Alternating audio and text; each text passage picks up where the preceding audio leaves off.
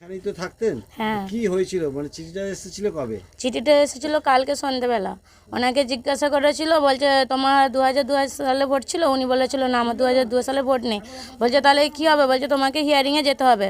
বিয়ে লোকের মেয়েরা এসেছিলো, বলে তোমাকে বিডিওয়ে যেতে হবে, তোমার হিয়ারিং রয়েছে আজকে। উনি আবার আমাদেরকে জিজ্ঞাসা করছে আমাকে হিয়ারিংয়ে কবে নিয়ে যাবে? বলি তোমাকে কালকে নিয়ে যাবে। বলছে আমাকে কালকে নিয়ে যাবে? বলে হ্যাঁ। বলে উনি কী করলো, কালকে চা পানি খেয়ে উনি কী করলো, ঘুমিয়ে পড়েছিল। 3:30টার সময় আমরা ঘুম থেকে উঠে পেছাব করতে বেরিয়েছি, দেখি উনি ইন্তেকাল করে মরে পড়ে আছে।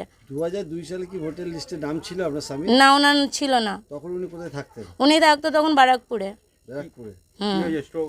হ্যাঁ, ওনার স্ট্রোকই হয়েছে।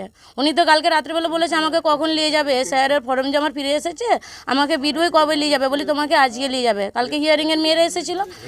হিয়ারিংয়ের ফর্ম আসার পর কি টেনশন করতো? হ্যাঁ, উনি টেনশন করতো, খালি বলছে আমাকে কি নিয়ে চলে যাবে, আমাকে কি নিয়ে চলে। বলি তোমার যদি না দু সালে যেদিনে ভোট থাকে তাহলে আমরা ওনাকে নিয়ে যাবে, কী করবো আমরা তখন? ওনাকে আমরা এই কথাটাই বলেছিলাম। এই আতঙ্কে কি স্ট্রোক হয়েছে? উনি সেই আতঙ্কটাকেই স্ট্রোক হয়েছে। উনি খালি বলেছে আমাকে কবে নিয়ে যাবে হিয়ারিংয়ে। উনি এইটাই কালকে রাত্রিবেলা খালি আমাদেরকে বলে আর ঘুমিয়ে পড়েছে। আপনার স্বামী কি করতে, এই শ্বশুরমশাই কি করতেন? শ্বশুর মশাই হয়তো রঙের এমনি লোকের সাথে কাজে যেত। উনি আজ প্রায় 2 বছর 3 বছর উনি কাজ করতে পারেন। কত বছর ধরে আছেন এই বাগনানে? বাগনানে এটা কত বছর হয়েছে আমি তো জানতে পারবো না। আপনার নামটা? আমার নাম সাবানা খাতুন।